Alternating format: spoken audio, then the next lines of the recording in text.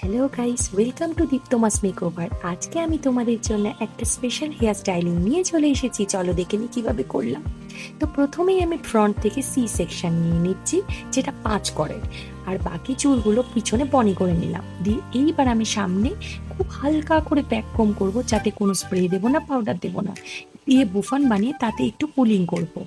দেন আমি এগুলো সেট করার পর পিছনের পনিটা দুটো ভাগ করে নিচের চুলটাকে আমি ব্যাক কম করে হেয়ার প্যাড বানিয়ে নিতে পারি, বাট আমি ওটাকে গুটিয়ে নিয়ে তারপর ফাইবার দিয়ে দিলাম। তোমরা চাইলে ডোনাট কেটে দিতে পারো।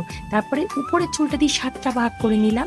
এবারে একটা চুল ওপর, একটা চুল নিচে, পরের চুলটা আবার ওপর, আবার পরের চুলটা নিচে, এইভাবে উপর নিচে আমরা ফ্লাপি করতে করতে যাব, এবং তাতে যত সামান্য আমরা স্প্রে অ্যাপ্লাই করব, যাতে সেটা আমি সুন্দর করে ক্লিন করে সেট করতে পারি।